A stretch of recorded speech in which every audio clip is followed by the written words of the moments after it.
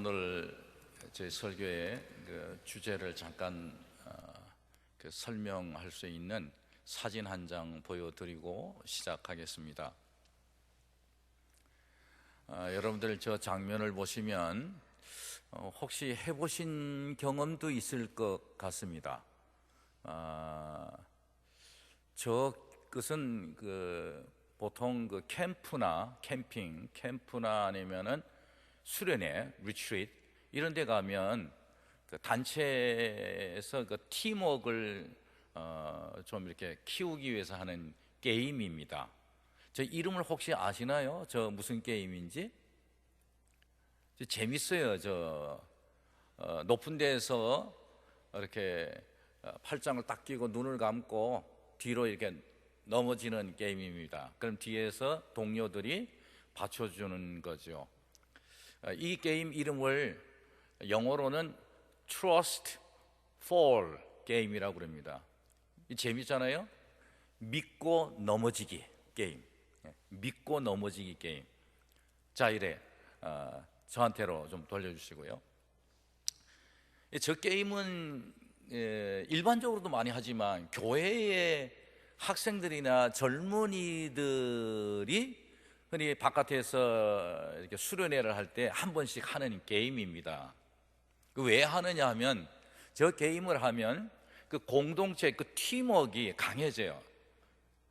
서로가 의지하고 믿고 믿을 수 있다라고 하는 어떤 공동체성이 이제 강화되기 때문에 한 번씩 저런 게임을 합니다. 그래서 저도 우리 아들 둘이가 이제 중학교, 고등학교를 다닐 때에 한번 학생들을 모아놓고 바깥에서 저 Trust Fall 게임을 믿고 넘어지기 게임을 한번 한 적이 있어요.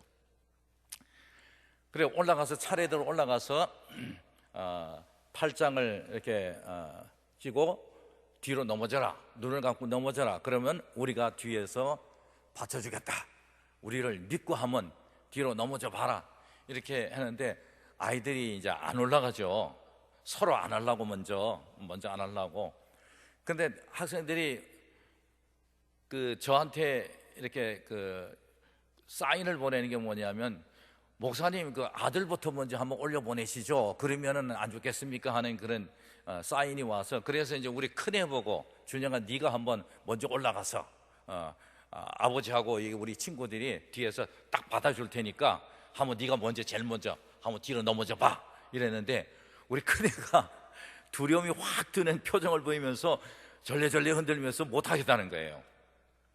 그때 사실 제가 얼마나 이 마음에 큰 상처를 입었는지 몰라요. 그래도 아들만큼만은 그래도 아버지를 믿고 올라가서 뒤로 넘어질 줄 알았는데 그 아들이 못하겠다고 하는 거예요. 왜 그랬을까에 대한 생각은 그때 못했어요. 근데 이제 시간이 지나고 난 뒤에 제가 아버지를 못 믿어서 그런가? 아빠가, 든든한 아빠가 뒤에서 그 친구들하고 그리고 그걸 하자고 그랬을 때는 아빠가 그래도 어느 정도 그런 근거가 있고 준비가 돼 있어서 저 게임을 하자고 했을 터인데 전혀 그런 생각을 안 하고 불안한 거예요. 두려운 거예요. 못 올라가겠대요. 저는 이제 뒤늦게 이해가 됐죠.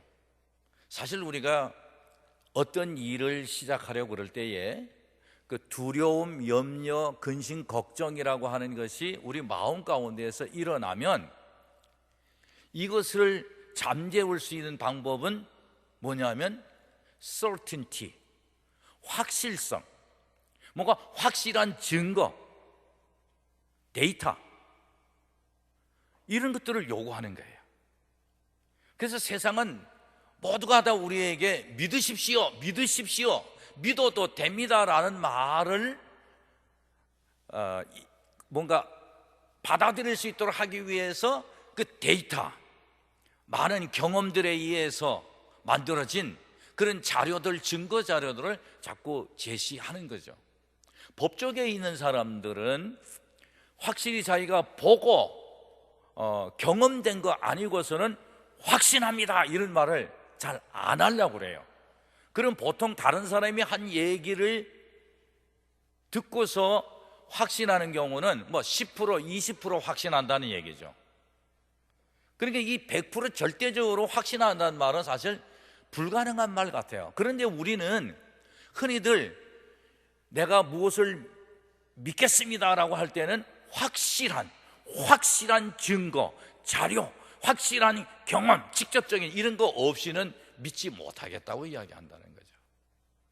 이게 바로 우리 현대인들이, 이 시대를 사는 사람들입니다. 그래서 지금 이 시대를 우리가 증거 중심주의, 그러니까 증거, witness. 그런데 이게 참 성경 오늘 본문에도 보면 이 증거 중심주의에 대한 테스트가 나와요. 예수님이 세례를 받으시는 사건이 나오는데 이 예수님의 세례 사건은 굉장히 중요한 사건입니다. 누구한테냐면 사실 우리한테 굉장히 중요한 사건이에요. 하나님이나 예수님 자신에게보다 오늘 우리들에게, 예수를 믿는 그리스도인들에게 굉장히 중요한 사건의 이유는 이게 세례라고 하는 것을 시작했기 때문에 그렇습니다. 예수님이 세례를 받으시고 물속에 들어갔다 세례를 받고 물속에서 나오실 때에 처음으로 하늘에서 엄청나게 큰 소리가 들렸습니다. 그 소리를 예수님만이 들은 게 아니라 주변에 있는 사람들 다, 세례 현장에 있는 사람들 다 들었어요. 그 소리가 뭐냐면 이 사람은 나의 사랑하는 아들이라. This is my beloved son. He is my beloved son. 이는 내 사랑하는 아들이다. 이 소리에. 근데 이 소리가 왜 중요하냐 하면은 모든 사람들에게 그럴 거예요. 하늘의 음성이 비록 이 세례받는 이 예수라고 하는 사람은 하늘에 계신 하나님이 내가 사랑하는 자라, 내 아들이라 라고 하는 것을 처음으로 선언한 엄청난 하늘의 메시지입니다. 그러면서 너희들이 다 그의 말을 들어라. 그의 말이 곧 나의 말이기 때문에 이렇게 말씀한 거죠. 우리가 세례를 받잖아요. 세례를 여기 받으신 분들 많이 계시잖아요. Baptism. 이 세례를 받았다는 얘기는 뭘 말하냐면 예수님이 세례를 받음으로 우리와 똑같은 인간성을 입증해 주신 거예요. 세례는 아무나 받는 게 아닙니다. 죄된 생활에서 살던 사람들이 생활을 방향을 바꿔서 예수 그리스도를 나의 구주로 삼고 이제 주님을 위한 방향으로 살겠다고 하는 방향 전환이에요. 우리가 세례받았다는 얘기는 뭘 말하냐면 예수님처럼 하나님의 사랑받는 딸과 아들이 되었다는 증거죠. 이게 우리도 하나님의 사랑받는 자녀들입니다. 그걸 무엇으로 증거했느냐면 세례라고 하는 사건을 통해서 증거하신 거예요. 그런데 이 세례가 한 번 있고 난 뒤에는 이제 시간이 지나가면 이제 약해지기 때문에 우리가 내가 정말 하나님의 사랑받는 딸인가? 내가 하나님의 사랑받는 아들인가? 이 소리가 자주 좀 들리셨으면 좋겠는데 안 들리는 거죠. 보세요. 예수님이 그렇게 하나님의 사랑받는 아들이라고 하는 놀라운 선언을 듣고 났는데 바로 마태복음 3장 세례 끝나고 난 뒤에 마태복음 4장으로 넘어가면 4장 1절부터 무슨 얘기가 나오냐면 예수님이 인간 이하의 취급을 받는 시험 3가지를 받습니다. 왜 이런 시험이 왔는지 저는 좀 이해하기 좀 힘들어요. 왜냐하면 하나님이 예수님에게 세례 사건을 통하여 하늘의 음성이 내 사랑하는 아들이라, 너희들은 그의 말을 들으라, 그가 하는 사역들을 따르라, 내가 그와 함께한다 라고 하는 이 선언이었으면은 그 앞에는 어떤 시험과 환난과 역경도 없어야 되는 거예요. 근데 그 선언 듣자마자 바로 나온 게 뭐냐면 시험이었어요. 그 시험도 보통 시험이 아니고요, 하나님이 정말로 예수를 사랑하는가를 의심하게 만드는 시험들이었어요. 아시잖아요. 첫 번째 시험이 뭐예요? 40일 금식 기도를 하고 난 뒤에 너무 배가 고파서 참기 힘든 순간이었는데 사탄이 유혹을 주기를 뭐라고 그러냐면, 야, 너 아까 세례 받을 때 하늘 위에서 하나님이 이는 내 사랑하는 아들이다, He is my beloved son 라고 이야기를 해, beloved son이라고 이야기했단 말이에요. 그렇다면은 정말로 네가 하나님의 사랑을 받고 있는지를 한번 확인해 봐라. 한번 테스트 해봐라. 그래서 지금 이 돌들 많지, 이 사막 지역에 이 많은 돌들 갖다가 하나님 이 돌들 빵으로 만들어 주세요, 떡으로 만들어 주세요 한번 요청해 봐라. 너를 사랑하는 하나님이시라면 얼마든지 네 배고파 죽을 지경인데 그거 빵으로 떡으로 만들어 주지 않겠니? 이게 첫 번째 시험입니다. 이게 멋있는 시험이죠. 흔히 우리가 성경에 이런 말이 나와요. 세상의 아버지가 자녀들에게 배고플 때에, 배고파 죽게 됐을 때에 빵 먹을 것을 제공하지 않겠느냐, 그런 말 많이 나오거든요. 근데 하물며 하늘에 계신 하나님께서 너희들이 무엇이 필요한지 다 아시는 하나님이 그래 너희들 필요한 거를 안 채워주시겠느냐, 이런 말씀이 있거든요. 그 말씀 믿으세요? 두 번째 시험은 뭐예요? 성전 꼭대기 맨 위에 올라가서 어떤 안전장치도 없고 로프도 없이 뛰어내라. 뛰어내리면 떨어지는 순간 하나님이 천사를 보내가지고서 와서 휙 와가지고 너를 살짝 안아가지고 안전하게 만들 거라. 그러면은 모든 사람들이 뭐라고 그러겠니? 야, 정말 너는 놀라운 능력을 가진 사람, 하나님이 정말로 너를 믿고 하나님이 너희 아버지시며 하나님의 능력 가지신 분이 너와 함께 하시는구나 라는 얼마나 확실한 증거가 되겠노? 그렇지 않겠습니까? 만일에 그런 기적들을 체험을 했다면 누가 보더라도 예수는 하나님의 사랑받는 아들이요 하나님이 그와 함께 하시는 분이다 라고 하는 건 정말로 100% 확실한 거죠. 그런데 그렇게 일이 안 됐습니다. 예수님이 그런 테스트를 통과하지 않았습니다. 아예 그런 테스트를 받아들이질 않았습니다. 그렇게 좋은 기회인데요. 우리는 어떤가요? 우리는 세상 가운데 직장 생활을 할 때에 뭔가 정말 하나님이 놀라운 일을 나에게 베풀어 주셔가지고 많은 사람들이 볼 때, 야, 저 사람 대단하다, 하나님 믿는 사람 맞네, 이런 증거 같은 거 한 번 정도는 좀 경험하고 싶은 때 없어요? 그럼 확 달라지겠죠. 많은 사람들이 나를 쳐다볼 때에 내 말 한마디에 얼마나 영향력이 있겠습니까? 근데 오늘 성경, 예수님은 하나님 말씀을 가지고 뭐라고 이야기를 합니까? 하나님을 시험하지 말라. 이건 무슨 얘기예요? 하나님을 시험하지 말라. 나를 시험하지 말고 하나님을 시험하지 말라. 무슨 말입니까? 하나님의 사랑을 시험하지 말라는 얘기입니다. 사랑을 시험하는 거, 이거는 정말 위험한 일입니다. 여러분이 사랑하는 사람들 있죠? 그래서 결혼 생활을 하지 않습니까? 그런데 흔히들 우리는 사랑하는 상대방이 정말 날 사랑할까라고 한번 테스트해보는, 시험해보는 경우들이 더러 있어요. 그런 얘기들 많이 듣습니다. 근데 그게 참 우리들 가운데서 상대방에 대한 믿음이 없기 때문에 그런 테스트를 하는 거죠. 그런 일들은 실제로 기독교 안에 엄청나게 그런 일들은 많이 있었습니다. 확실한 것을 원하는 거예요. 정말 저 사람이 나를 사랑하나? 정말 내가 믿을 수 있나? 못 믿겠다는 거죠. 그래서 우리는 그 믿음을 테스트하기 위해서 사랑 테스트를 해버리는 거예요. 믿음하고 사랑은 다른 것이거든요. 믿지 못하기 때문에 확실한 증거를 얻기 위해서 사랑을 의심해서 이런저런 테스트를 해본다는 거죠. 예수님의 제자 가운데 도마라고 하는 제자가 있습니다. 예수님이 누누이 이야기하셨어요. 나 죽고 난 뒤에 3일 만에 부활해서 너희들한테 돌아온다. 예수님이 부활하신 뒤에 제자들 만났습니다.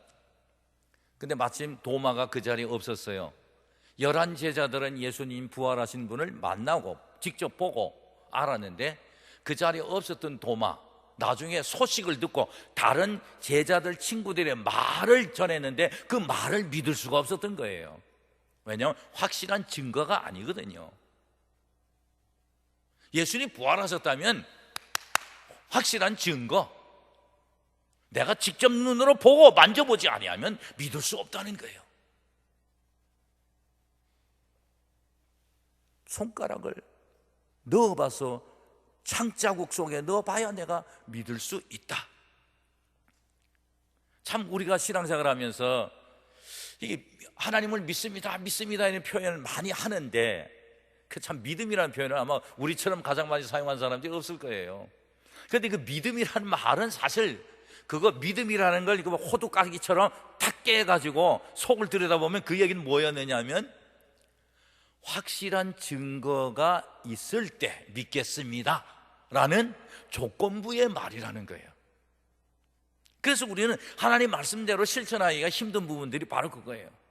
하나님 말씀은 옳은 것 같고 그리고 그 말씀대로 실천한 사람들이 분명히 있었음에도 불구하고 나는 조금은 확실한 증거, 확실한 경험, 선경험 이거 좀 있었으면 좋겠다. 그러면은 확 나도 한번 뛰어들겠다라고 하는 속마음이 숨겨져 있는 거죠.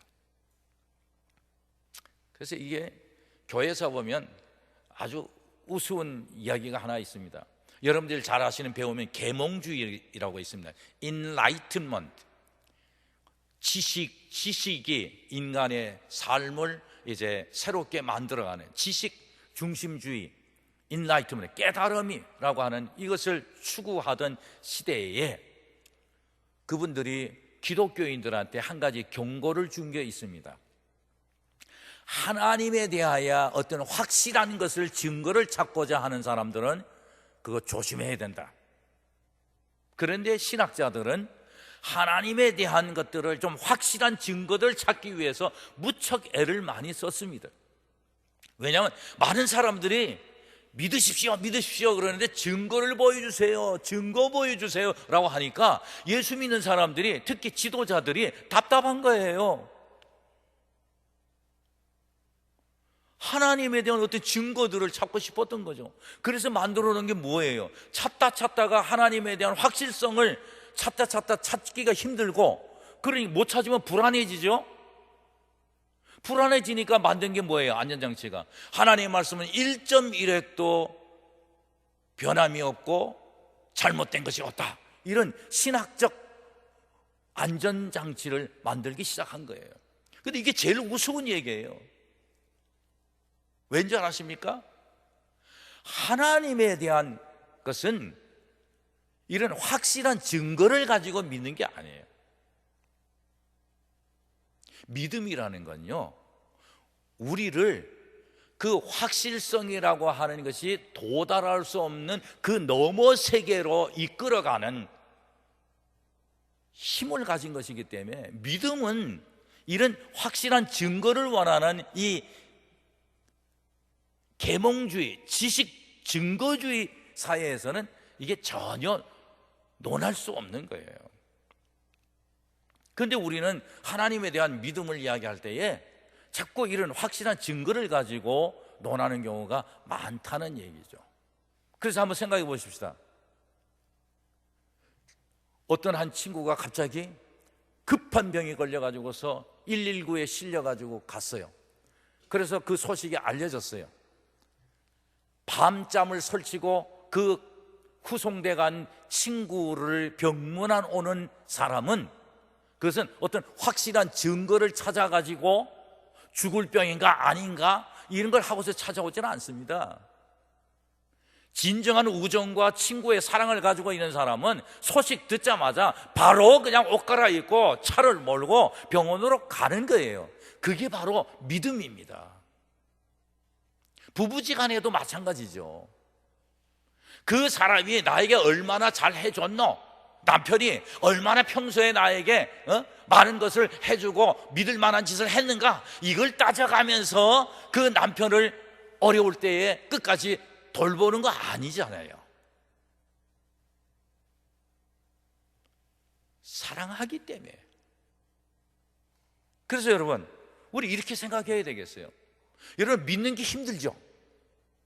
자꾸 믿으려고 그러면 증거 찾잖아요. 확실성 찾잖아요. 근데 성경은 뭐라고 말합니까? 오늘 예수님의 이 시험에서 우리에게 주는 교훈은 뭐냐면, 믿음은 바로 저도 당신을 사랑합니다라고 하는 표현이라는 거예요. 저도 하나님을 사랑합니다. 왜 사랑을 가리켜서 믿음을 성장시키는 것이라고 이야기할까요?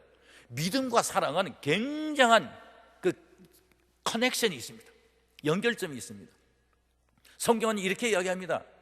요한일서 4장에 보면은 사랑 안에는 두려움이 거할 수 없다 그랬습니다. 두려움, 공포가 뭡니까? 믿음의 반대입니다. 왜 믿지 못하죠? 왜 뛰어내리질 못하죠? 두렵기 때문에 그런 거예요. 밧줄이 있음에도 번지 점프할 때 뛰어내리지 못하는 이유는, 믿지 못하는 이유는 두려움이 있어서 그렇습니다. 우리가 세상 가운데 살아가면서 이 두려움이 우리 가운데 있기 때문에 하나님의 말씀이 믿어지질 못하는 거예요. 제가 이래봐도 육군 보병학교 소대장 훈련을 통과한 사람입니다. 이게 뭐 군대 얘기해서 죄송합니다. 여기에 또 군대에 대해서 아주 전문가도 여기 계신 교수님이 계시지만, 제가 왜 자랑스럽게 생각하냐면, 유격 훈련을, 소대장 훈련을 받을 때에 그래도 그걸 다 견뎌냈거든요. 근데 참 힘든 게 뭐냐면, 그 뭐 높은 외주를 타고 간다든지, 그 다음에 그 낭떠러지 위에서 로프를 타고 낙하해가지고 강물로 뛰어내린다든지 하는 이런 게 사실 위험해요. 왜냐하면 다친 사람들 얘기를 많이 들었거든요. 제 동료들 가운데, 목사님 가운데도 그때 그 한번 다쳐가지고서 허리를 다쳐가지고 평생을 그 디스크로 고통당하는 사람이 있습니다. 근데 모두가 다 이제 그런 거 할 때에 두려움이 있어서 그 교관들이요, 어떻게든지 자기들이 먼저, 조교들이 먼저 한번 시험을 보여주는 거야. 안전하다, 괜찮다, 믿어라. 그런데도 직접 우리가 해보기 전에는 막 두려움이 엄습하면 못하는 거예요. 근데 그렇지 않아도 두려움이 있는데, 산골짜기 여기저기에서 제 이름을 막 부르는 거예요. 모두가 다 뛰어들 준비가 되었다, 이제 준비되었다. 제 이름이 도하잖아요, 그죠? 군대 가면은 비슷하게 들리는데, 도하 준비 끝! 뭐 이런 거 있어요. 뭐 끝나고 나 도하 준비 끝! 뭐 이런 거. 뭐 산골짜기 여기저기에서 그렇지 않아도 내가 지금 막 두려워 죽겠는데 뭘 하려고 그러는데, 어디서 내 이름은 도하 준비 끝, 내가 아직 준비 안 됐는데, 뛸 준비 안 됐는데 도하 준비 끝! 그런데 내가 도하는 무슨 도하인데. 근데 그 두려움이 있잖아요. 극복해내는 방법을 조교들이 알려주는 거예요. 유격 조교들이. 뭐라고 그러냐면, 4.14번 후보생 사랑하는 사람이 있습니까? 그러더라고. 그래서 그때 막 봤더니, 예, 사랑하는 사람이 있습니다. 그럼 사랑하는 사람의 이름을 불러주십시오. 그러는데, 좀 미안합니다. 참 여기에 그분이 있는데, 그때 아직 결혼도 안 하고 한창 지금 쫓아다니면서 광주에서 대구까지 쫓아다니던, 진짜 막 힘든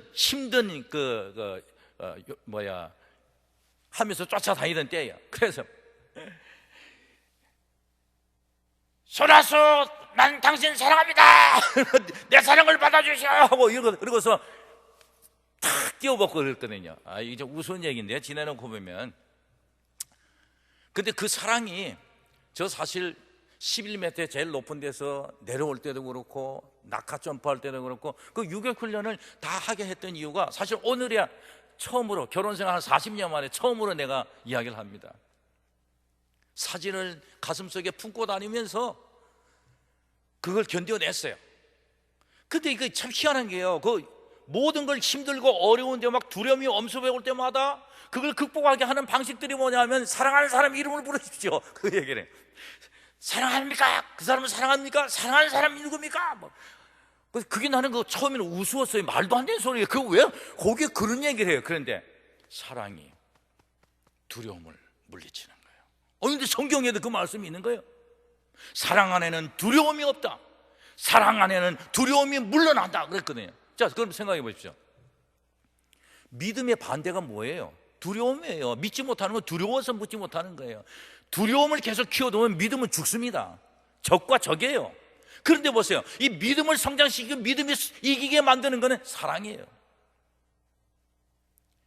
내가 그동안 믿고 있었고 유지하고 있었던 그분에 대한 사랑을 외치고 그 사랑을 확신을 믿을 때에 그 사랑이 모든 공포와 두려움 이런 것들 물러친다는 얘기입니다. 사랑하는 성도 여러분, 예수 믿는 거 사실 따지고 보면 이렇게 막 신학자들 이야기하듯이 막 그냥 뭐 믿음을 가지고 지적으로 뭐 증거를 찾고 확실한 것을 이야기해주고 뭐 이런 식으로 가면 한도 끝도 없이 안 믿어져요. 그거 다 관념론이고 생각으로만 믿게 돼요. 그런데 그 하나님 나 사랑합니다, 믿어지지 않고 두렵고 힘들고 어렵고 공포실 때도 하나님 나 당신 사랑합니다. 하나님 나를 위해서 독생자 주신 거 그거 정말 감사하고 사랑합니다. 당신이 그래도 지금까지도 나에게 이런 삶을 주시고 나를 지켜주신 거 사랑합니다. 하나님 사랑합니다. 그래서 오늘 저의 결론은 이거예요. 저도 당신을 사랑합니다. 저도 하나님을 사랑합니다. 이 말 좀 많이 해야 되겠어요.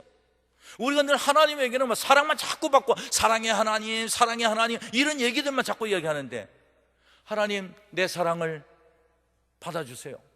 저도 하나님 사랑합니다. 저도 현재 내 삶이 힘들고 어렵고 이런 시험이 두려움이 있어도 그래도 여전히 나 하나님 사랑합니다. 왜요? 사랑이 믿음을 키웁니다. 사랑이 믿음의 대적인 두려움과 공포를 물리치고 내쫓는다고 그랬습니다. 조용히 한번 눈을 감으시고 우리 한번 자주 외쳐봅시다. 하나님 저도 사랑합니다. 하나님 저도 사랑해요. 당신이 저를 사랑하는 것만큼은 못해도 저도 당신을 사랑합니다. Dear God, I love you too.